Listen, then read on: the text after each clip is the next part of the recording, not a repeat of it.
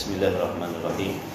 Alhamdulillahirabbil alamin wa bihi nasta'in ala umuri dunya waddin wa la haula wa la quwwata illa billahil aliyyil azim. Allahumma shalli ala Muhammad Allahumma shalli alaihi wa sallim. Billahi ta'ala al-Fatihah. Alhamdulillahirabbil alamin arrahmanir rahim maliki yawmiddin. Iyyaka na'budu wa iyyaka nasta'in ihdinas siratal mustaqim siratal ladzina an'amta 'alaihim ghairil maghdubi 'alaihim waladdallin amin. Bismillahirrahmanirrahim. Alhamdulillahirabbil alamin. Wassalatu wassalamu ala Rasulillah wa ala alihi. Subhanaka la 'ilma lana illa ma 'allamtana innaka antal 'alimul hakim. Allahumma iftah 'alaina hikmataka wanshur 'alaina min khazaini rahmatika ya arhamar rahimin. ربنا زدنا علما وفهما يا كاشف المشكلات اكشف الحجب عن وجوه هذه المعاني حتى نطلع على خفيات هذه المسائل واحفظنا من الخطأ والضلال فأنت موفق كل أمر وأنت علام الغيوب برحمتك يا أرحم الراحمين.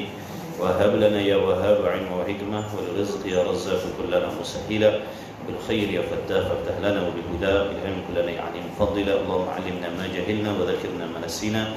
اللهم اجعل أعمالنا خالصة لوجهك الكريم. وصلى الله على سيدنا محمد وعلى آله وصحبه وبارك وسلم. الحمد لله رب العالمين. الحمد لله. أما بعد. Assalamualaikum warahmatullahi wabarakatuh. Allah, sambungan kita Risalah Al-Misbahul Munir edisi Rumi, muka surat surat 8. Surat 8 insya-Allah. Keduanya. Baik. Bismillahirrahmanirrahim. Qala Syekhul Musannif rahimahullahu ta'ala wa nafa'ana wa iyyakum bi'ulumihi fid daraini amin ya rabbal alamin. Jadi rukun Islam ada 5 perkara. Yang pertamanya dulu mengucap 2 kalimah syahadat. Yang keduanya sembahyang 5 waktu. Sembahyang 5 waktu yang dimaksudkan di dalam rukun Islam ini ialah sembahyang yang didirikan berbetulan mengikut ilmu pengetahuan tentang solat. Sembahyang yang didirikan syarat-syarat dan rukun-rukun. Sembahyang yang didirikan dengan ilmu.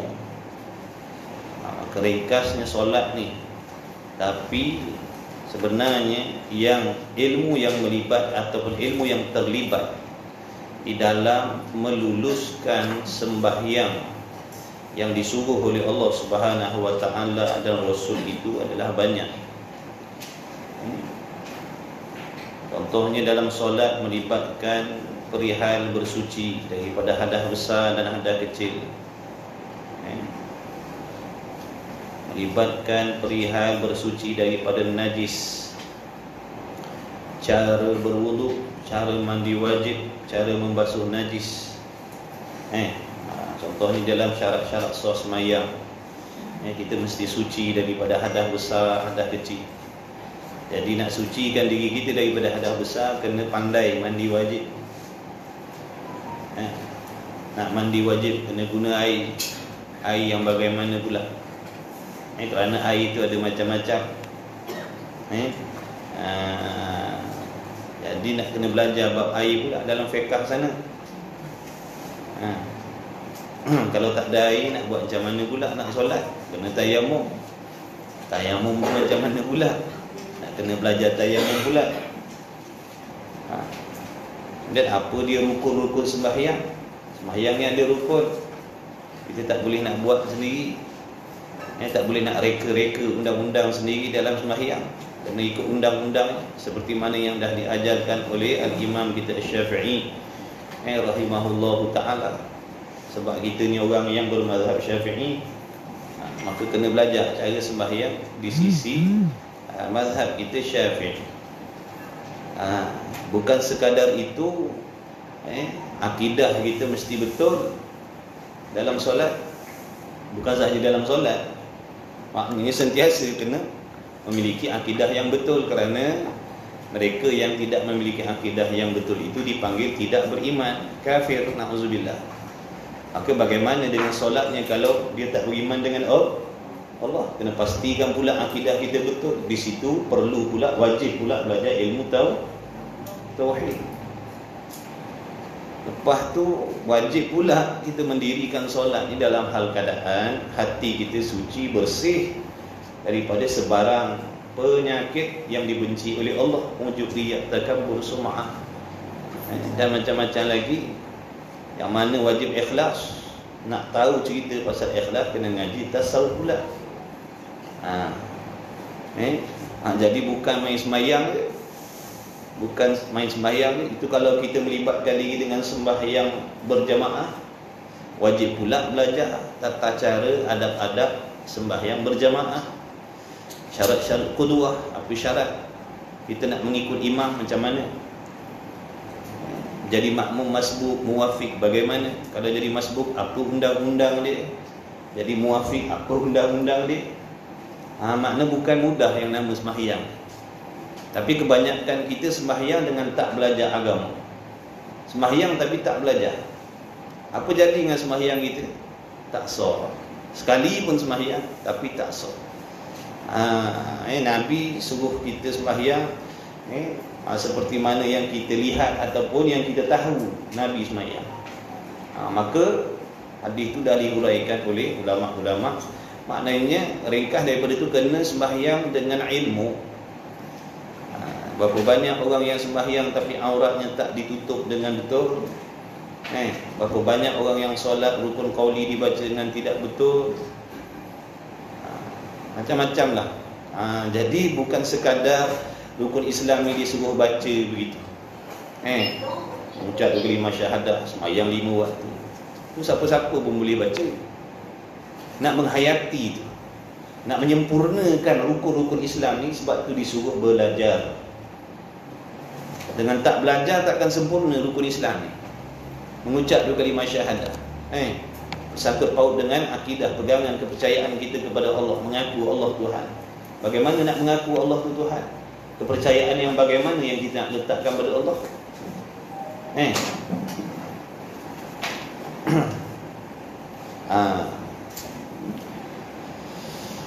Jadi macam-macam nak kena belajar. Tauhidnya. Sebab tu fardu ain ni tak boleh tinggal. Fardu ain tak boleh tinggal. Sebab dia bersangkut paut dengan nak meluluskan amal ibadah kita. Keikhlasan. Kalau kita beribadat walaupun cukup syarat rukun tapi tak ada ikhlas dalam sembahyang kita, tak layak nak diberi pahala. Tak layak nak dapat pahala. Kalau sekadar sembahyang kita dah betul, rukunnya, syaratnya, tapi hatinya tak ikhlas, tak layak pun dapat pahala sekalipun kita buat. Cuma tulis sembahyang je lah, markah tak dapat. Bagi yang dah dapat markah pula, jangan seronok. Sebab markah tu, pahala tu belum tentu boleh bawa balik dalam kubur lagi. Kerana pahala-pahala tu ada musuh dia. Ada musuh-musuh yang merosakkan pahala amal yang kita dah buat, iaitu penyakit-penyakit hati itu. Sebab tu nak kena belajar tasawuf pula. Okey, habis. Tu rukun yang kedua daripada rukun Islam, iaitu sembahyang 5 waktu. Maka kena belajar lah. Belajar fiqh. Cara-cara sembahyang. Orang perempuan macam mana, orang lelaki macam mana. Kena belajar. Buat mandi wajib, buat ambil wuduk, buat tayammum. Jangan nak belajar tauhid je fiqh tak nak belajar. Jangan nak belajar fiqh aja tauhid tak nak belajar. Jangan nak belajar tasawuf je, tauhid fiqh tak nak belajar. Jangan nak belajar Quran aja, fiqh tauhid tak nak belajar. Empat ilmu tu wajib kena belajar. Kemudian ketiganya, jadi nak tahu huraian ni belajar fiqh lah. Sini kita bukan nak belajar fiqh, nak belajar tauhid.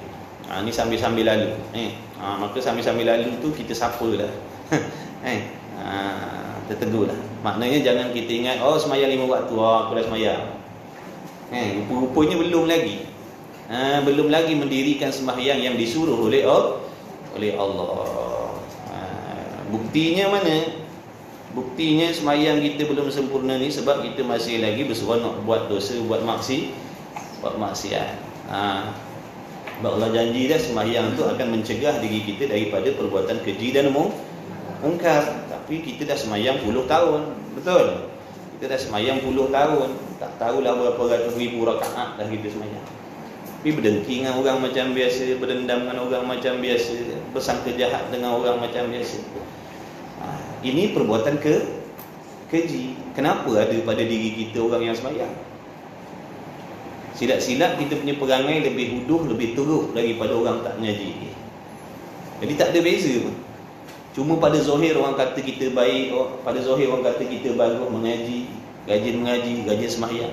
Tapi perangai sama 2 kali 5 dengan orang tak mengaji. Betul? Jadi apa beza kita mengaji? Kita mengaji sebenarnya untuk apa? Untuk seronok-seronok, supaya orang kata kita orang mengaji, supaya orang hormat kita. Dah, bukan tu.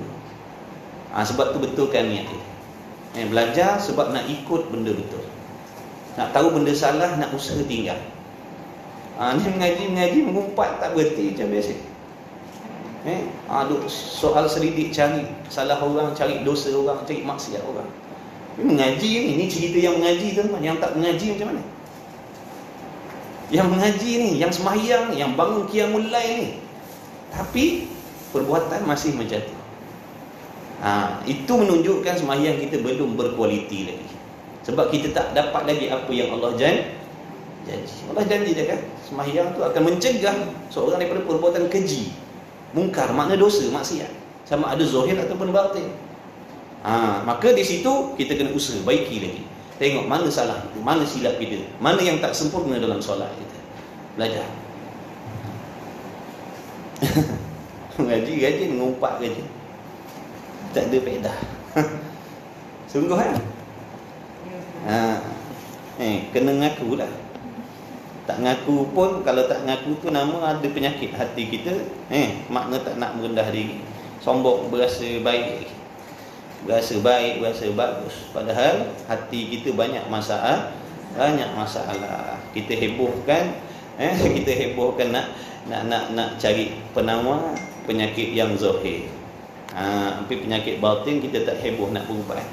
Kalau sakit gigi, sakit kepala, kita risau bila nak elok. Aduh. Resah gelisah kita bila nak elok sakit kaki ni. Tak pernah pun kita risau bila aku nak berhenti daripada bersangka-sangka jahat dengan orang. Bila aku nak berhenti daripada berdengki dengan orang, berdendam dengan orang ni. Bila aku nak berhenti, sampai bila aku nak jadi macam ni. Patut kena fikir macam tu. Habis. Tu iklan. Kemudian yang keempatnya berpuasa, yang ketiganya memberi zakat. Jadi orang yang terlibat dirinya dengan zakat, kenalah ada ilmu. Kena ada ilmu tentang zakat. Jadi zakat ni pun amal, ibadah. Jadi nak kena ada ilmu. Dalam fiqh pun cerita pasal zakat. Zakat apa? Ada berapa jenis zakat? Bila waktu wajib keluar, macam mana? Pada siapa nak bagi? Tu belajar zakat. Yang keempatnya daripada rukun Islam, berpuasa di dalam bulan Ramadan. Nak puasa pun kena ada ilmu, kena belajar buat puasa.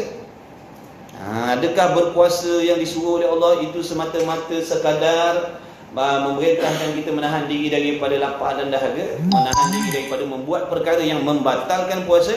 Jawabnya tidak. Kerana puasa yang dituntut itu adalah Allah Ta'ala merintah kepada diri kita supaya menahan diri daripada membuat perkara-perkara yang membatalkan puasa dan yang membatalkan pahala puasa. Banyaknya kita hanya jaga daripada perkara yang membatalkan puasa. Ada pun perkara yang membatalkan pahala puasa kita tak jaga. Yang mengurangkan pahala puasa kita tak jaga.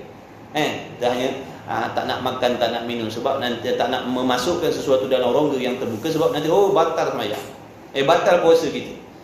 Tapi kita tak menjaga perkara yang membatalkan atau mengurangkan pahala puasa dia dah aurat. Pergi pasar Ramadan, meniaga di pasar Ramadan tak tutup aurat. Puasa puasa-puasa mengumpat. Dah macam mana? Itulah tandanya kita berpuasa tanpa ilmu. Kita tak ada ilmu. Kita dengar puasa, kita pun puasa dah. Tapi kefahamannya tak ada. Akibatnya kita lah yang rugi dunia dan akhirat. Kenapa rugi kat dunia? Sebab amal yang kita berpenat-penat buat tadi tak laku di sisi Allah. Tak laku pun, kita hanya penat. Pahalanya tak dapat. Itulah rugi orang tak belajar. Di antara golongan yang menyesal nanti di hari kiamat, orang yang tak nak belajar agama waktu hidup atas dunia. Sebab apa dia menyesal? Sebab amalnya semua tak diterima oleh Allah. Amalnya semua rosak. Kemudian dan kelimanya, menunaikan haji ke Baitullah bagi mereka yang kuasa kepadanya akan jalan. Tapi dalam bab haji, bab umrah ni kita tak risau. Banyak orang belajar. Penuh masjid, penuh surau, penuh dewan, sampai rela duk jaga kereta punya banyak. Datang kursus haji. Betul? Kursus mayang ada penuh macam tu? Tak. Minta maaf. Sebab apa tuan-tuan? Sebab semayang tak keluar duit. Sebab semayang tak keluar duit. Haji umrah keluar duit. Kena kumpul bertahun-tahun, keluar duit KWSP, keluar duit macam-macam lah. Jadi kita fikir ni kalau tak sah ni, rugi, duit dah banyak keluar. Dia fikir je tu. Jadi kena belajar, kena pergi kursus haji, kursus umrah. Kena pergi kursus haji, kursus umrah. Takut tak sah. Betul lah. Tapi sayangnya dia risau bab haji umrah je. Bab amal lain dia tak risau. Mentang-mentanglah amal lain ni tak perlukan belanja yang besar. Jadi tak payahlah belajar. Kalau rugi pun tak rugi pun duit. Semayang tak sah pun tak rugi duit. Dia fikir macam tu. Sungguh Kita tengok mana-mana haji umrah, kursus ramai. Sanggup ambil cuti kerja dan macam-macam lagi. Ada orang sanggup ambil cuti kerja nak pergi belajar berdoa ni? Mana ada? Tak ada. Tak ada tuan-tuan. Yang adanya jawapan apa? Tak ada masa, tak ada waktu, sibuk. Itulah dia. Tapi haji umrah pandai pula. Tahu pula takut tak sah. Sebenarnya bukan takut tak sah, takut rugi duit banyak keluar tadi. Rotan sikit dah. Jadi faham sikit bab ibadat. Ibadat yang keluar duit, takut tak sah. Ibadat yang buat senang-senang free, tak payah belajar lah, tak apa. Allahu Akbar. Itulah pandangan kita tentang agama. Kita pandang lekeh, pandang remeh, pandang rendah. Sebab tu nanti Allah merendah-rendahkan kita di hari kiamat. Sebab kat dunia ni kita merendah-rendahkan perihal ibadat. Kemudian katanya musannif, yang kelimanya, menunaikan haji ke Baitullah bagi mereka yang kuasa kepadanya akan jalan. Sabda Nabi SAW, buniyal Islamu ala khamsin, syahadati an la ilaha illallah wa anna Muhammadar Rasulullah, wa iqamis salah, wa ita'iz zakah, wa shaumi ramadana, wa hajjil baiti man istata'a ilaihi sabila.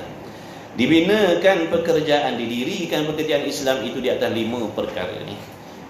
Menyaksikan tiada Tuhan melainkan Allah. Nak bersaksi Tuhan, tidak ada Tuhan melainkan Allah tu kena ada kefahaman lah. Kena ada kefahaman. Sebab itulah wajib kita mengenal Tuhan tu. Sebab kita nak menyaksikan dia saja Tuhan, tak ada yang lain. Kenapa dipanggil dia Tuhan? Kerana dia ada sifat ketuhanan. Apa sifat ketuhanan? Apa sifat ketuhanan? Tu yang kita nak belajar. Kenapa dipanggil Tuhan? Sifat Tuhan ni bagaimana? Sifat makhluk macam mana? Dan bahawasanya Nabi Muhammad SAW itu dan mendirikan sembahyang di waktu, maksudnya, dan mengeluarkan zakat dan berpuasa di dalam Ramadan dan menunaikan haji di Baitullah bagi mereka yang kuasa kepadanya akan jalan.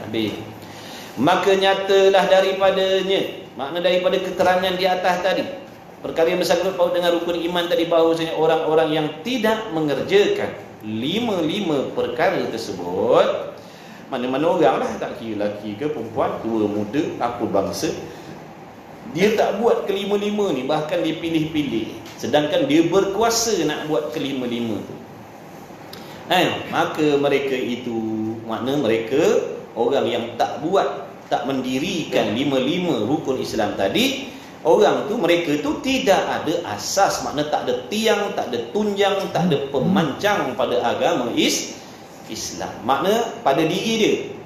Makna Islam yang ada pada diri dia tu tak ada tiang, tak ada pemancang, tak ada tunjang.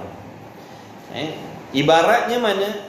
Perumpamaannya, orang yang tidak ada tunjang pada agama ni, perumpamaannya seperti binaan atau bangunan-bangunan yang tidak ada asas dan tidak ada tunjang. Bangunannya ada tapi tiangnya tak ada.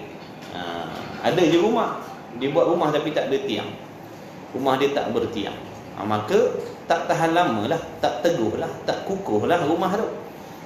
Tak bertahan lama dah, lama-lama roboh lah, lama-lama sengit-bengit dah rumah dia, sebab tak ada tiang. Dan ada juga rumah yang ada tiang tapi diri tiang itu sendiri tak berkualiti. Maksudnya dia bukan tak semayang, tapi semayangnya tak ada berkualiti. Jadi semayang ni tiang agama. Tapi oleh kerana sembahyang yang didirikan tadi itu dengan tak ada ilmu, ini yang saya maksudkan, tiang yang tak berkualiti. Apa jadi pada rumah tadi? Sekalipun ada tiang, tapi tiang dia pun sendiri reput dah. Tiang dia tu sendiri tak dipakai dah. Sama lah cerita dengan tak ada tiang tadi. Maknanya orang yang sembahyang dengan tak ada ilmu, maknanya tiang agama dia tu tak ada kualiti lah. Maka bergoncang lah, bergoyang lah bangunan dia tadi, Islam yang ada pada diri. Sebab tu kita tak pelik orang yang dah duduk dalam Islam lama akhirnya murtad, keluar agama Islam. Dulunya semayang, dulunya mengaji, tapi keluar jadi murtad. Sebab apa jadi macam tu? Sebab Islam yang ada pada diri dia tak kuat. Tak kuat pun. Kalau kuat, mustahil dia nak keluar ataupun nak membuat benda-benda yang merosakkan Islam. Sebab apa boleh jadi rosak Islam dia? Sebab tak kuat lah.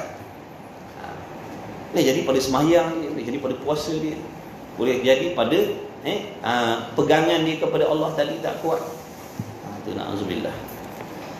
Kena pastikan tiang-tiang tadi tu didirikan dengan betul.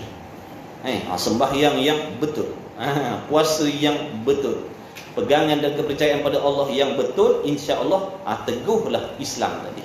Itu dalam bentuk diri kita, pada diri kita, dalam keluarga kita pun macam tu. Macam mana kita nak meneguhkan agama yang ada dalam keluarga kita? Kena dirikanlah 5-5 ni. Bagi yang berkemampuan, bagi yang berkewajipan. Kalau macam zakat tu tengok orang lah, tak semua orang. Haji pun tengok tak semua orang. Mana selain daripada tu. Dalam bentuk masyarakat macam tu. Dalam bentuk masyarakat, macam mana kita nak memperteguhkan, memperkuatkan agama Islam dalam bentuk masyarakat yang besar? Makna kena buatlah masyarakat ni. Sebab tu pemerintah kena ambil berat benda ni. Jangan ambil berat pasal apa? Pasal pembangunan ekonomi je. Jangan dalam waktu ucapan cerita pasal ekonomi pembangunan tak sentuh pasal ibadah. Itu tanggungjawab dia. Ni cakap umum. Bukan kata pemerintah mana, Amerika ke Australia, New Zealand ke, masuk belaka. Pemerintah faham? Bukan cerita pasal ekonomi je. Ni agama ni, biar sama naik lah. Jangan hebohkan ekonomi, tapi dalam perihal maknanya kekuatan agama dalam masyarakat tak ada ambil peduli. Banyak yang tak semayang, banyak yang dedah aurat, banyak yang tak mengaji, sedangkan dia ada kuasa boleh membuat hukum ataupun denda-denda untuk orang yang melanggar perintah Allah. Tu kuasa tu, guna kuasa tu. Kuasa ni, gila kuasa ni sekali dengar benda yang dicela oleh Allah. Tapi sebenarnya tidak. Kalau kita gila kuasa dengan niat yang betul, maka ia dipuji oleh Allah. Saya nak sangat jadi Ketua Menteri Melaka. Contohlah, contoh. Tapi saya tak ada calon pun. Nak sangat. Jumpa orang ke mana? Aku tak nak sangat jadi Perdana Menteri. Orang kata, gua nak gila kuasa. Memang gila sungguh. Sebab apa? Saya nak ambil kesempatan sebab kuasa ni penting. Dengan ada kuasa kita boleh mengubah masyarakat. Yang tak nak solat, kita boleh ajak mereka solat dengan kuasa yang kita ada. Benda-benda tempat-tempat maksiat kita boleh kurangkan. Dan sebagainya. Ada pun kalau nakkan kuasa tadi kerana nak menghimpun harta benda dunia, maka tu dicela oleh Allah. Tapi kalau niatnya betul nakkan kuasa tu kerana nak mentaslih keadaan masyarakat yang jauh daripada agama supaya jadi dekat dengan agama, yang tak takut kepada Allah jadi takut kepada Allah, yang banyak maksiat mengurangkan maksiat, maka gila kuasa tadi dipuji oleh Allah. Jadi tak salah nak gila kuasa kalau kena niatnya. Tapi jangan niat je lah, kena buat. Jangan niat je, kena usaha laksanakan. Habis. Tu iklan juga. Kemudian katanya, sebab ada orang kata gila kuasa ni kita pandang negatif. Dah. Bukan macam tu. Islam ni boleh semua. Cuma tempat-tempat dia tu kita tak tahu. Boleh dia nak gila kuasa kena tempat macam tadi, boleh. Tak haram, tak salah pun. Kalau tak kena, dicela oleh Allah. Macam tu. Kemudian katanya musannif lagi. Mudah-mudahan kita doa yang baik-baik lah. Doa yang baik-baik. Bila orang atas-atas tu bertakwa, kita senang Kalau orang yang atas-atas tu orang jenis tak takut pada Allah, susahlah kita. Macam suami tak takut pada Allah. Suami tak takut pada Allah, suami tak suka agama, anak bini suka agama. Kan kesusah. Sebab dia ketua, nak keluar pergi belajar kan sepak terajang kita kan. Dah dia tak suka. Nak pakai pakaian tutup aurat dia tak suka. Nanti kawan-kawan kawan-kawan cela dia, apa bini kau ni pakai macam orang zaman dulu. Jadi dia tak nak. Dia tak suka. Tapi kalau suami kita suka agama, makna anak bini mudah nak dekat dengan agama. Sebab yang atas ni suka dah. Tapi kalau yang atas ni tak suka, susah dah. Susah. Sama lah macam pemimpin ni, kalau jenis pemimpin tak suka agama, kita yang bawah ni suka agama, suka ibadat, susah juga kita. Faham tak faham? Cuba faham. Demikianlah, tak kisahlah siapa-siapa pun, naknya suka agama je. Tak kisahlah warna apa, saya tak cakap warna apa. Tak kisah mana-mana yang jadi pemimpin, biar dia orang yang suka agama. Warna ungu ke, warna purple ke, lambang kayak ke, lambang apa ke, ikutlah. Ikutlah. Macam-macam lambang, ikutlah. Nampak lambang apa, asalkan betul. Kemudian katanya musannif lagi, demikianlah menjadi runtuh agama. Runtuh agama apabila tidak ada asas dan tidak ada 5 tunjang yang tersebut. Jadi sini kita boleh dapat jawapan kenapa agama dalam negara kita ni jadi lemah, jadi runtuh, jadi rosak. Sebab ramai yang tak solat, ramai yang tak buat benda-benda ni. Itulah tadi guna kuasa dia buat benda. Ada kan ada. Nampak orang tak tutup aurat, nampak orang tanya tu imam, hari ni siapa tak datang kuliah, minggu ni siapa tak datang belajar fardu ain, siapa tak datang solat Jumaat, masukkan penjara, duduk dalam penjara.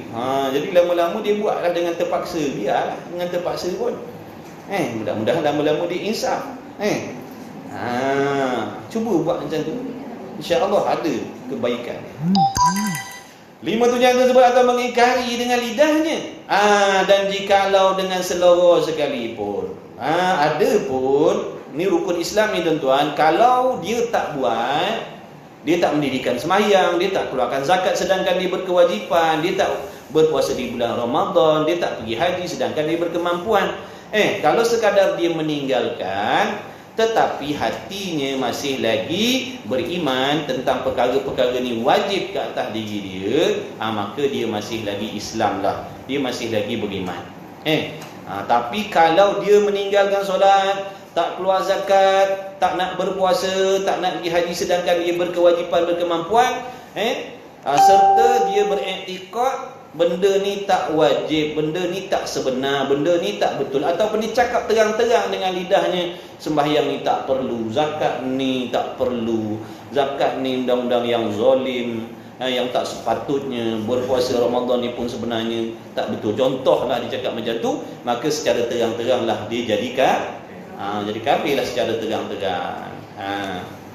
Kalau sekadar tak buat tapi hatinya masih beriman, maknanya dia beriman.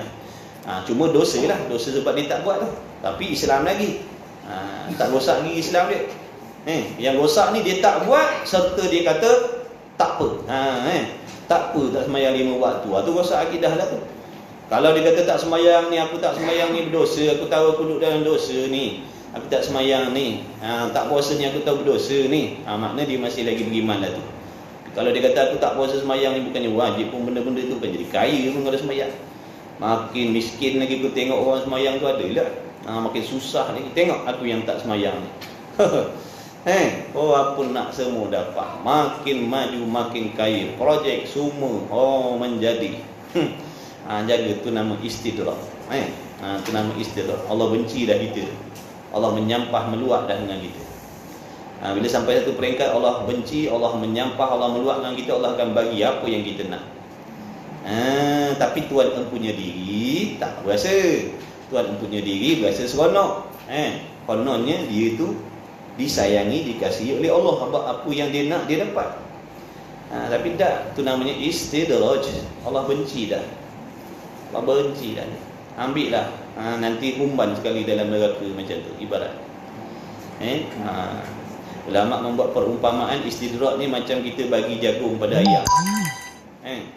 Kalau hari-hari biasa kita bagi segenggam 2 je ayam. Siapa sini ada beli ayam? Dia tahu lah. Apa tak beli ayam, dia beli ayam dah siap. Kalau orang beli ayam dia tahu lah. Bagi segenggam 2 je sampai bergebut ayam. Bergaduh dia, bergebut. Tapi tiba-tiba hari tu bukan main mewah lagi, setengah karung lambatkan jagung. Ayam pun pelik, mana kita punya Tuhan macam murah hati hari ni. Sampai sampai tak habis makan kita. Bukan apa tu, nak sembelih. Tu perumpamaan yang ulama buat supaya kita mudah faham yang nama istidraj tadi. Bila Allah dah benci, Allah nak binasakan, Allah akan bagi sampai tak habis nak makan. Bukan tanda Allah sayang tu. Tanda Allah benci dah. Besok humban terus je, na'udzubillah. Tak semayang, tak mengaji, makin kaya, makin hebat, makin mewah, apa nak dapat, jaga tuan-tuan. Na'udzubillah. Istidraj ni berlaku pada orang kafir dan juga orang Islam. Bukan tanda Allah sayang tu, tanda Allah dah meluat benci dah. Kemudian katanya musannif, jadi tak boleh sekalipun dia cakap dengan selogo. Sekalipun dia cakap dengan selogo, dia mengingkari, dia kata tak wajib semayang tu. Niat dia nak bergurau je, rosak akidah dia. Rosak akidah dia, jangan selogo-selogo. Selogo ni apa makna? Bukan si cilorok. Selogo ni makna bergurau lah, bergurau. Dia nak buat lawak-lawak, dia kata sembahyang ni bukannya wajib pun, makin sembahyang makin miskin. Niat dia nak berselogo je, jadi kafir, na'udzubillah. Jangan buat main-main. Benda-benda akidah ni, benda-benda agama ni janganlah buat nak buat lawak-lawak, janganlah.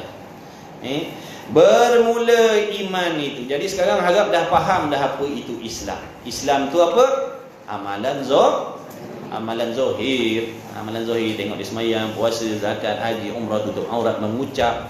Tu kira Islam pada zahir. Islam atas dunia namanya. Bermula iman itu. Iman apa pula? Iman itu percaya hati. Ada pula yang menterjemahkan setuju hati. Percaya ni, iman ni percaya hati.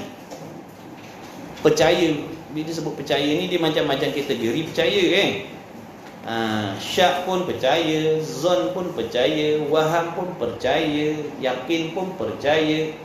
Jadi percaya ni ada macam-macam. Dah percaya yang macam mana yang nak diletakkan pada rukun-rukun iman ni ataupun pada Allah ni, percaya yang macam mana? Kita macam kita dengan kawan-kawan kita, kita dengan mak bapak kita, kita dengan suami kita, kita dengan isteri kita, kita dengan pemimpin kita, kita dengan gaji kita percaya tak? Percaya tak? Percaya. Adakah 100% padu padat hati kita? Ada juga sikit-sikit ruang keraguan, kesangsian. Betul? Ni namanya zon. Ni bukan yakin, ni namanya zon. Zon pun percaya juga orang panggil. Tu jenis kepercayaan juga zon tu. Jadi zon ni contoh kepercayaan kita kepada sesama kita. Tu namanya zon, bukan yakin. 50-50 tu namanya syak. Pun jenis percaya juga. Kita ada kawan kita tu, kita dengan dia 50-50 lah. Bukan percaya semua dah, sama timbang. Dia tu 50-50. Percaya juga tu. Tapi namanya syak. Ada lagi seorang kawan tu, dia tu kalau cakap 10 benda, satu je aku percaya. Banyak tak percaya, sikit je percaya dia. Tu pun kepercayaan juga. Namanya waham. Syak, zon, waham. Ni tiga-tiga ni percaya. Faham? Kepercayaan. Satu lagi yakin. Yakin ni sepenuh hati, sebulat hati, sepadu hati. Sikit pun tak ada sebarang jenis kesangsian, keraguan di dalam hati. Itu namanya yakin. Yang yakin ni nak letak pada Allah ni. Bukan yang zon tadi. Banyaknya, bukan banyaknya lah, na'udzubillah. Ada orang dia zon pada Tuhan, dia zon. Bukan yakin pada Tuhan, zon. Buktinya dia pilih-pilih hukum yang datang daripada Allah. Yang ni dia terima, yang ni dia percaya, yang ni dia setuju, yang ni pada pendapat saya. Pada pendapat saya ni undang-undang ni macam tak berapa kena ni. Yakin ke tu? Tu nama yakin ke? Tu bukan yakin, tu nama zon. Makna dia zon pada Tuhan dia. Dalam bab iman ni, syak, zon, waham ni namanya kafir, tuan-tuan. Na'udzubillah. Syak pada Allah, zon pada Allah, waham pada Allah ni kafir. Na'udzubillah. Sekalipun zohirnya tadi sembahyang. Sebab itulah dulu kita kata tak semestinya sembahyang tu beriman. Kadang yang sembahyang ni, yang mulutnya mengucap la ilaha illallah Muhammadur Rasulullah ni, yang zon dengan Tuhan dia sendiri.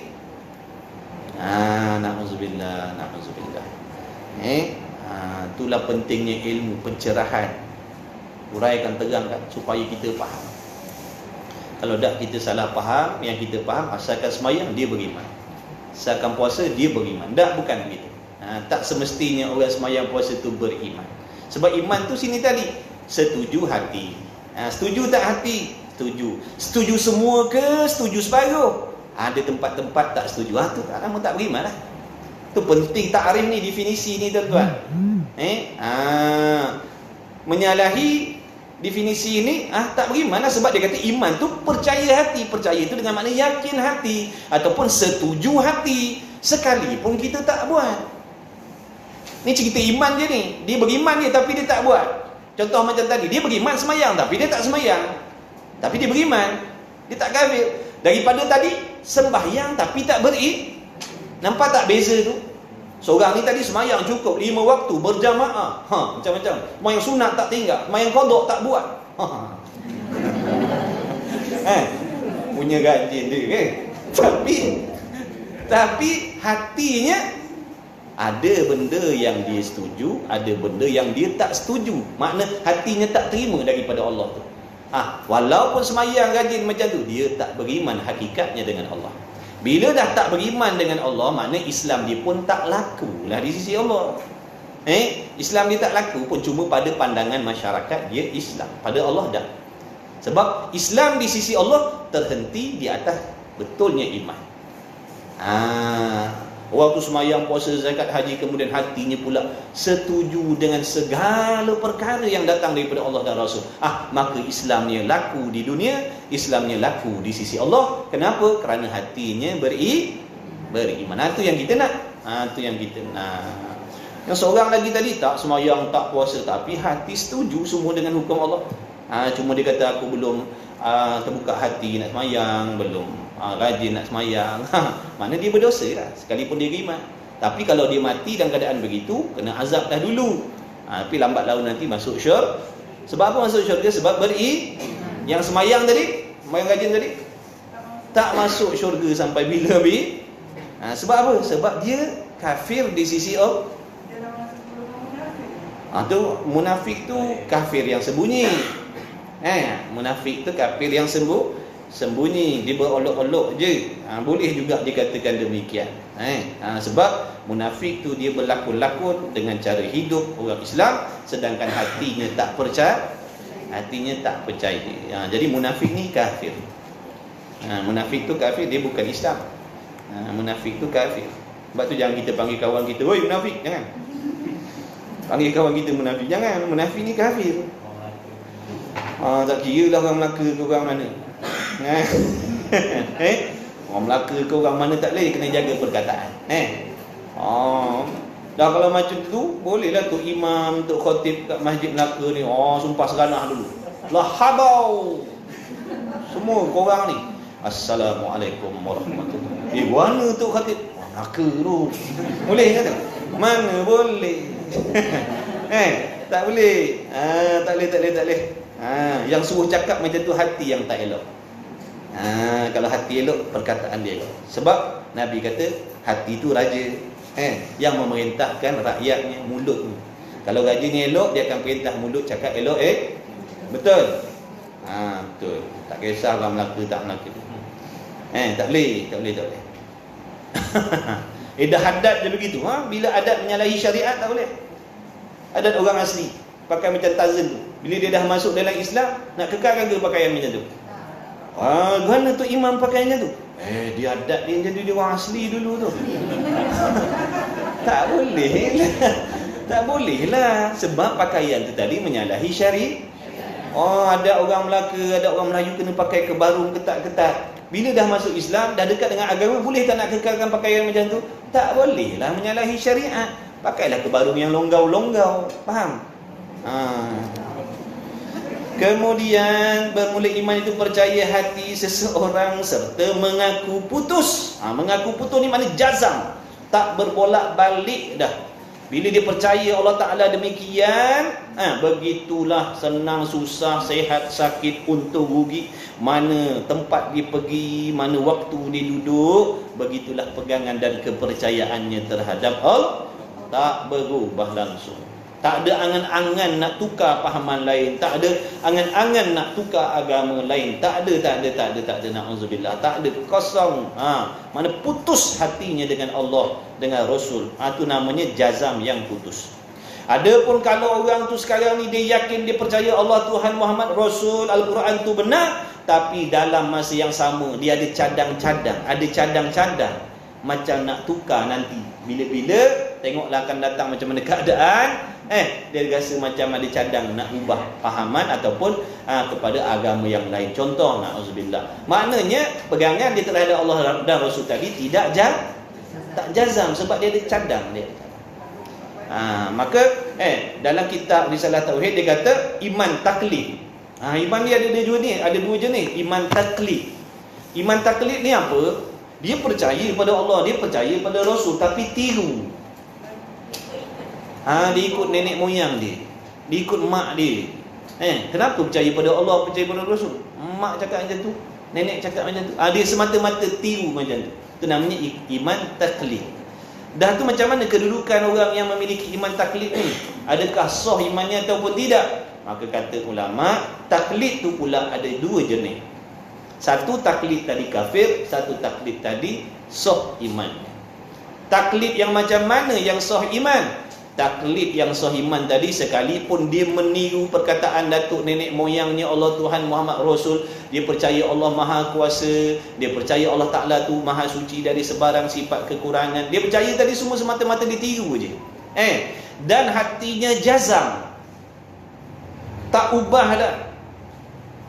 Dia kata kalau seandainya datuk nenek moyangnya mengubah kepada pahaman dan pegangan yang lain, dia tetap dengan pegangan yang lain, yang ditiru tadi. Contoh macam kita lah kat sekolah dulu kan, kita biasa meniru kan? Kan ke tidak? Mesti ada meniru. Mesti ada meniru. Tak apalah tuan-tuan tak meniru. Contoh kita tiru. Kita tengok kawan kita, dia jawab soalan, dia write A, kita pun write A, kita tiru dia. Tapi dalam hati kita, kalau last minute kan, dia raba balik, dia padam balik, dia ubah jawapan lain, mana aku tetap dengan A ni, aku takkan ubah. Kan biasa nak ubah jawapan bila saat-saat nak akhir kan. Kan masa nak tamat lah kita padam, wah betul lah macam tu tak berguna. Tukar jawapan lain. Ada pun kita yang tiru tadi, kita kata sekalipun dia padam, dia ubah jawapan lain, aku takkan ubah, aku tetap dengan A yang aku tiru tadi. Itu namanya tiru yang jazam. Maka orang yang beriman macam ni tiru tapi jazam, sekalipun orang yang diikut dulu dah ubah pahaman lain, dia tetap dengan Islam, tetap dengan Allah Rasul, kata ulama yang ni sah iman dia. Sekalipun dia tiru, imannya sah. Faham tak tu? Kalau jenis meniru yang seorang lagi, dia ternanti-nanti, tertunggu-tunggu, makna kalau last minute orang tu ubah, aku akan ubah. Memanglah sekarang ni A jawapannya. Sekali pun orang tu tak ubah, sekalipun dia tak ubah, dia tetap naik, tapi kita ternanti-nanti, makna kalau dia ubah, aku akan ubah. Faham tak tu? Sekarang ni dia percaya Allah Tuhan, Muhammad Rasul, tapi kalau seandainya nenek moyang dia ataupun orang yang dia tiru tadi ubah kepada pahaman lain, makna aku pun akan ikut. Jenis taklid yang macam ni kafir, tak sah iman dia. Sebab tu bahaya taklid. Maka disuruh kita belajar ni, beriman ni, biarlah berdasarkan ilmu, berdasarkan dalil-dalil yang kita belajar, yang kita faham. Kenapa kita percaya Allah tu mesti ada, Allah tu satu tidak berbilang-bilang, Allah tu kuasa tidak lemah? Ada alasan, ada dalil, ada bukti yang kita belajar, yang kita faham sendiri, bukan ikut-ikut orang. Ada penggolongan yang beriman dalam keadaan belajar ni, memahami ilmu dan dalil-dalil ni, ijma' ulama', muafakat ulama' kata imannya sah, tidak diragui. Yang taklid tadi, ada ulama' kata kafir, ada ulama' kata beriman. Jadi tak sedap duduk situ, tak selesa tu. Sebab ada ulama' yang mengatakan tak sah taklid ni. Ada pun orang yang belajar berdasarkan ilmu dalil, makna ijma' ulama' sah imannya, tak ada keraguan langsung dah. Sebab tu dia disuruh kita belajar. Kemudian katanya musannif lagi, beriman itu percaya hati seseorang serta mengaku betul di dalam hatinya akan sungguh segala perkara, bukan separuh, segala perkara yang dibawa datang akan dia oleh Rasulullah sallallahu alaihi wasallam daripada pekerjaan agama yang diketahui akan dia, akan pekerjaan agama itu diketahui dengan darurah, maknanya dengan mudah. Benda tu perihal agama, cerita pasal agama, pasal ibadat yang ada dalam agama Islam, tapi mengetahuinya tu dengan mudah, tak perlu nak belajar, tak perlu nak bawa dalil Quran, dalil hadis, nak kena mengaji tinggi-tinggi baru tahu. Tu maksudnya urusan pekerjaan agama yang diketahui dengan darurah, yakni dengan mudah. Macam semayang, puasa tu tak belajar pun, tak sekolah pun tahu. Tu maksudnya urusan agama yang diketahui dengan mudah tadi. Agak haram, judi haram, bukan masuk universiti baru tahu haram rupanya. Duduk pondok 15 tahun, wajib semayang rupanya baru tahu belajar. Tak payah belajar pun tahu semayang tu wajib, agak tu haram dan sebagainya. Itu yang dimaksudkan urusan agama yang diketahui dengan darurah, dengan mudah. Tak datang rumah ngaji pun tahu semayang tu wajib, tahu agak tu haram, tahu judi tu haram. Maka perkara-perkara itulah tadi, dia percaya, hatinya terima, hatinya setuju, panggil beriman. Diketahuikan dia dengan darurah, benar, dengan tidak kena fikir dan bicara. Tak payah nak fikir-fikir dalam-dalam, tak payah nak kena selidik dalam-dalam, tak payah nak kena buka kitab banyak-banyak, nak kena keluarkan dalil Quran, hadis, ijma' ulama' dan macam-macam lagi. Nak mengetahui sembahyang tu wajib, puasa tu wajib, tak perlu. Bahkan tahu belaka, tua dan muda, bahkan orang tua pun tahu, orang muda pun tahu, budak-budak pun tahu akan bahawa perkara itu daripada pekerjaan agama budak-budak pun tahu itu urusan agama Islam. Orang tua pun tahu itu urusan agama Islam. Silat-silat orang kafir pun tahu itu urusan pekerjaan agama Islam. Apa yang kata, Mamat, apa saya tak pergi sembahyang Jumaat? Ni sudah pukul 1 mah. Dia pun tahu sembahyang Jumaat. Dia pun tahu. Maksud mudahnya benda, tak perlu belajar pun, dia boleh tahu. Tu urusan agama yang diketahui dengan mudah. Habis.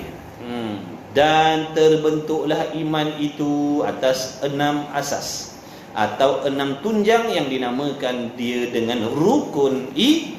Rukun iman. B. Yang pertama daripada rukun iman, percayakan Allah. Ni percaya yang macam mana? Percaya yang macam mana? Selama ni kita percaya pada Allah ni percaya yang mana? Zon, syak, waham ataupun yakin? Tu jawab sendiri ya. Jawab sendiri, tak payah cakap dengan orang. Diam. Diam. Kita tahulah pegangan kita sendiri. Jangan cakap dengan orang. Dia kata salah, betulkan.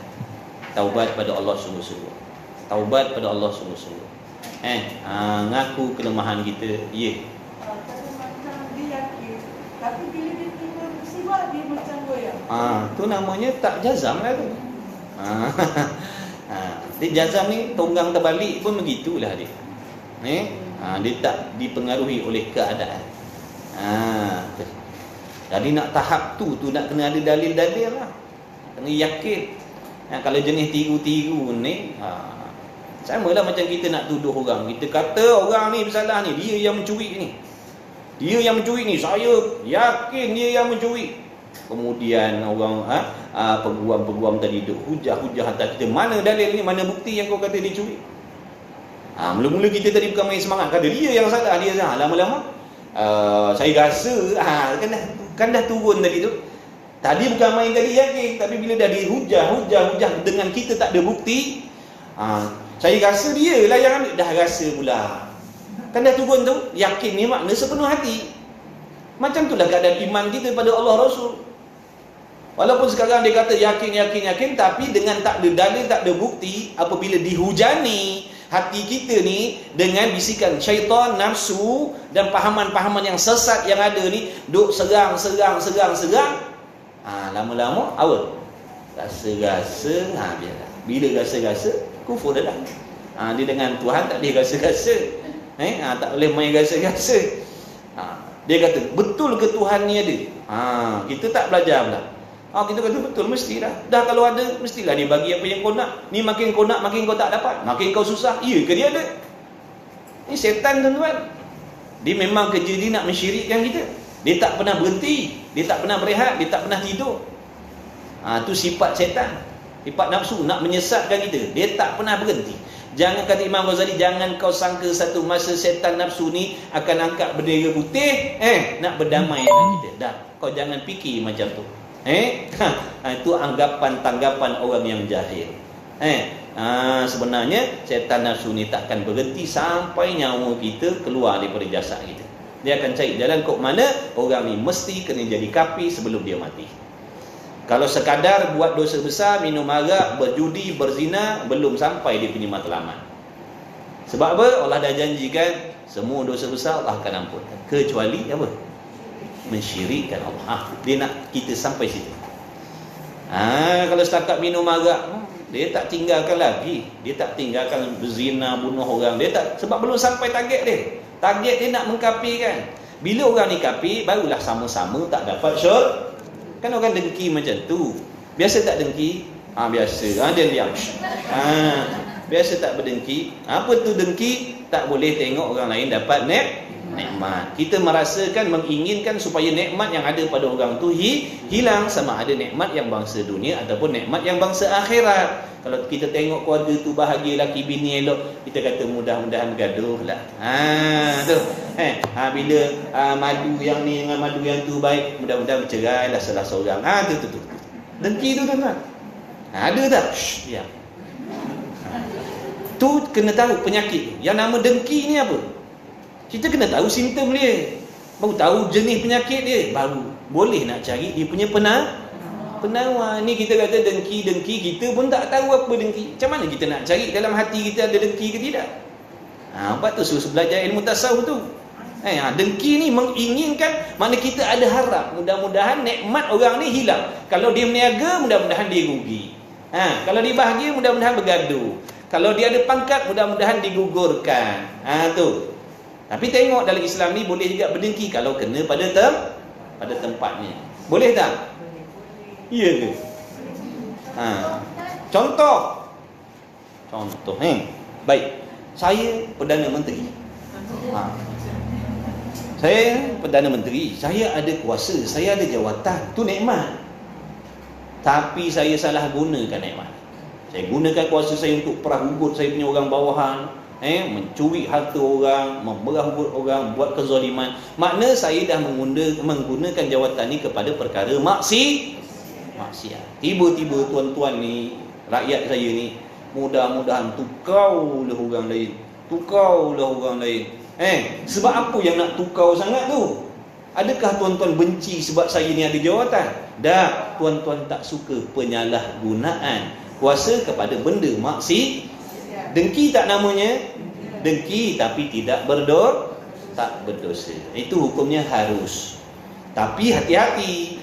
Tiba-tiba, sebab apa? Tiba-tiba saya taubat kepada Allah. Saya tak buat dah benda-benda tu. Saya gunakan kuasa saya kepada perkara yang disuruh oleh Allah. Tiba-tiba tuan-tuan masih lagi turunlah, gantilah. Itu menunjukkan tuan-tuan bukan dengki dengan sebab maksiat, tapi tuan-tuan dengki dengan sebab nikmat yang ada pada diri saya. Faham? Macam tu lah. Ni orang tu dah taubat dah baik dah, kita kata rupanya kita hati yang tak elok.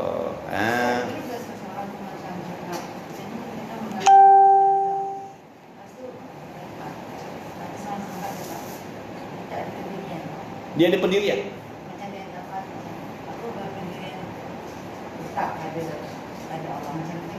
Ayat dia tu. Pendirian tak tetap pada Allah. Pendirian dia tetap. Makna jazam lah tu. Tapi pastikanlah pendirian yang tetap tadi tu betul dengan nafsul amrinya. Seperti mana yang disuruh tu. Jangan pendirian dia tetap pada fahaman yang lain pula. Itulah maksud saya boleh guna pendirian aku tetap pada Allah. Boleh. Jangan pendirian tetap pada pahaman lain. Sebab pahaman lain pun dia tetap juga pendirian dia. Dia tetap dengan Wahabi dia. Dia tetap dengan Wahabi dia. Dia tetap tak pakai ijma' ulama'. Tetap juga tu, tapi tu tak dia pakai. Sebab tetap pada benda salah. Dia nak suruh tetap ni pada benda betul. Benda salah tak boleh tetap. Kena ubah cepat-cepat. Pergi kepada benda yang betul. Percayakan Allah, maknanya mengaku putus di dalam hati seseorang dengan tentu sungguh. Waktu pun dah habis sungguh dah ni. Waktu dah habis sungguh. Dengan tentu sungguh Allah Ta'ala itu Tuhan yang bersifat ia Tuhan, dengan ataupun yang bersifat ia Allah dengan sifat-sifat ketuhanan. Apa sifat ketuhanan? Selama ni yang kita tak nak belajar tauhid, ataupun orang yang tak nak belajar tauhid lah. Dia kata, tak apa, memadalah, aku ni syahadah, aku percaya Allah Tuhan, Muhammad Rasul. Apa sifat Tuhan? Kenapa kita percaya yang dia tu Tuhan? Apa sifat Tuhan? Tu yang dia suruh belajar tu. Dalam kitab ni ada dah semua. Sebab ada orang kata tak payah belajar sifat 20 ni. Kita memada dengan percaya Allah Tuhan, Muhammad Rasul dah lah. Dengan Qul Huwallah pun kita boleh kenal Tuhan. Banyak cantik muka kita baca pun tak betul. Baca Qul Huwallah pun tak betul. Allahus Samad mana? Tengoklah kalau time tahlil tu kan, orang baca kalau nak makan kari kambing. Allahus Samad kan jadi walam yulad walam yakul lahu kufuwan ahad. Siap. Dah baca macam tu, dengan baca pun tak betul, erti jauh sekali, maksud jauh sekali. Keluarkan sifat yang wajib, yang mustahil, yang harus pada Allah daripada Qul Huwallah tu, keluarkan. Keluarkan daripada Qul Huwallah tu, keluarkan mana sifat uluhiyah Tuhan, sifat ketuhanan Tuhan, mana sifat yang mustahil bagi Allah, mana sifat yang harus bagi Allah, mana keluarkan. Allahus Samad ataupun Allah tu satu yang bagaimana? Allah tu satu yang bagaimana? Kita pun satu. Duduk seorang kat rumah, orang panggil satu. Cuma manusia panggil seorang lah. Satu, seorang. Adakah sama satu kita dengan satu Allah? Macam mana tahu tak? Apa maksud berdiri dengan sendiri? Apa maksud Allah berdiri dengan sendiri?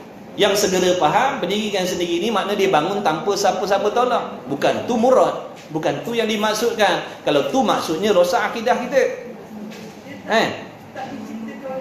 Kan maknanya nanti dihuraikanlah tu dalam bab dia berdirikan sendiri, makna dia tak berkehendak kepada pencipta dan dia tidak berhajat menumpang sesuatu yang lain. Kerana kalau dia menumpang sesuatu yang lain, dia tu bukan zat, dia sifat. Dia akan datang. Tak tahulah pelajaran nanti bila punya episod, tak tahulah. Tunggulah. Drama episod beratus-ratus kita boleh tunggu. Drama apa tak tahulah dalam TV tu, beratus-ratus episod. Kita istiqomah, satu episod tak tertinggal. Siap rakam, takut ketinggalan. Ni lebih-lebih lagi lah, jangan tertinggal. InsyaAllah sikit lagi. Jadi Allah Ta'ala tu Tuhan. Jadi apa sifat ketuhanan? Jadi Tuhan ni dia ada sifat dia yang berbeza daripada makhluk. Maka di situlah nanti kita akan dihuraikan, ditegangkan supaya kita boleh faham. Jadi sifat ketuhanan ni wajib kita kena tahu supaya kita boleh pegang. Makna sifat yang wajib bagi Allah ni kena tahu sebab nak pakai. Sebab yang sifat yang wajib bagi Allah ada berapa? Begini diterangkan. Suruh pakai, suruh i'tiqad, suruh jazamkan dalam hati sifat-sifat yang wajib. Nanti diajar pula sifat yang mustahil, makna sifat yang tak layak, yang tak boleh ada sekali-kali pada Allah, sedia kala lagi dan selama-lamanya sifat ni tak boleh ada pada Allah, tak boleh diterima pada akal adanya sifat tu pada Allah. Apa dia sifat yang mustahil pada Allah? Dia akan terangkan begini pun kita kena tahu supaya kita boleh mensucikan hati kita. Jangan diletakkan sifat-sifat itu pada Allah. Jadi yang wajib kena tahu sebab nak pakai, yang mustahil pun kena tahu sebab nak mengelak. Macam jalan, kita nak tahu jalan elok je ke? Mana tempat bonggol lubang kita kena tahu sebab nak betul. Macam kalau kita masuk trek kat Sepang tu, kita kena tahu ni lap berapa dia punya condong. Ini lutut boleh cecah ke tidak. Main tuan, saya ada sign kat Sepang lah. Saya ada sign kat Sepang lah. Baru ni kawan ajak, jom Ustaz, jom masuk trek. Kata nanti ada. Kalau kau sponsor aku masuk lah. Taubat lahumlah. Tak ada motor setahun setengah, sakit je pun. Kita jatuh dekat turn 4, jatuh dekat turn 4 jatuh. Seronok jatuh dalam tu. Bukan jalan-jalan orang jatuh dalam tu. Pelumba dunia. Jadi kita jatuh, kita termasuk tu. Saja je kita kawan-kawan budak-budak motor. Lepas tu abang ni panggil kita panggil budak motor panggil. Nak kata lagu mana? Kemudian cari tempat berhenti dah. InsyaAllah sabar belajar, istiqamah. Maka jika seseorang itu tidak mengaku putus, kalaulah seorang tu tidak mengaku putus, sungguh begitu. Maksudnya dalam banyak-banyak sifat ketuhanan yang tak terhitung banyaknya itu, ada satu sahaja sifat yang dia tak percaya dengan putus hati dia. Contoh dia kata, betul ke Allah Ta'ala tu tahu semua benda? Yang lain dia terima, yang lain dia percaya, yang lain dia jazam, yang lain dia yakin. Satu je sifat tu, satu je dia ragu. Ya ke Tuhan tu tahu segala benda, tahu maknanya contohnya ada berapa banyak debu-debu pasir atas dunia, Allah tahu satu persatu. Ya macam tu. Maknanya dia meragui. Betul? Maknanya dia meragui sifat ilmu Allah. Yang mana ilmu Allah tu, Allah mengetahui segala perkara dalam bentuk juz'iyah, makna satu persatu secara detail Allah tahu. Sebab apa? Sebab tiap-tiap satu tu dia yang buat. Dia yang buat. Sebab ada pahaman yang mengatakan Allah ni, Tuhan ni, dia tahu dalam bentuk umum saja. Ada pahaman yang macam tu. Dia kata Allah ada ilmu, Allah tahu, tapi Allah tahu kan umum. Allah tahu kan banyak sahaja. Jumlah Allah tak tahu. Ada pahaman yang macam tu. Maka kita jangan macam tu. Bila dia kata Allah hanya tahu dalam bentuk banyak, mana Allah tahu kan banyak pasir. Berapa jumlah? Allah tak tahu. Maknanya jahil tak? Jahil. Boleh ke nak letakkan sifat jahil pada Allah? Tak boleh. Sebab tu kita menafikan sebarang jenis kejahilan. Tak ada pada Allah. Sebarang jenis kejahilan. Lupa, leka, lalai, tak tahu, tak reti, tak faham. Itu semua adik-beradik sepupu sepapak jahil lah tu. Tak ada pada Allah. Maha suci Allah daripada sifat jahil dan yang seumpamanya. Tak ada pada Allah sekali-kali. Sampai bila-bila tak ada. Tiba-tiba dia ragu satu. Maka jika seorang itu tidak mengaku putus, dengan begitu, atau ia mengetahui juga dengan tidak mengaku, dia tahu, dia faham, tapi hati tak terima. Kan beza. Tahu tu lain. Tak semestinya apa yang kita tahu hatinya terima. Tak semestinya benda yang kita tahu hati terima. Banyak je benda yang kita tahu tapi hati kita menolak. Ni dia tahu tapi hatinya tolak benda tu. Sedangkan perkara tu melibatkan perkara yang wajib bagi Allah. Dia tolak, dia tak terima. Maka adalah ia tidak beriman dengan Allah. Dia tak beriman dengan Allah. Dan adalah ia orang yang meragui tadi tu. Yang tak beriman tadi adalah ia orang yang kafir di sisi Allah. Apa maksud di sisi Allah? Di sisi manusia biasa, di atas dunia dia Islam. Di sisi Allah Ta'ala dia kafir. Dan jikalau sembahyang, puasa sekalipun dia sembahyang, sekalipun dia puasa, hakikatnya di sisi Allah kafir. Sekalipun waktu dia mati diuruskan jenazahnya seperti orang Islam, mandi, kafan, sembahyang, ditanam di tanah perkuburan orang Islam, ditalkinkan, tetap kafir. Maknanya dia tak boleh berubah. Dia takkan berubah daripada kafir tadi jadi beriman. Asbab tu imam bacakan talqin, asbab budak tahfiz datang bacakan Quran, asbab ada 100,000 orang solatkan jenazah dia, dia tetap kafir lah. Sebab tu kita jangan harap amalan orang. Jangan harap amalan orang, jangan harap tahlil orang, jangan harap sedekah orang, jangan. Kita buat kita punya sendiri. Bila dah cukup, makna jangan rasa cukup. Bila dah ada, maknanya kalau orang lain tak tolong pun alhamdulillah. Ni kita tak nak buat persiapan diri kita sendiri, harap orang. Anak kita belum tentu, kawan-kawan kita belum tentu.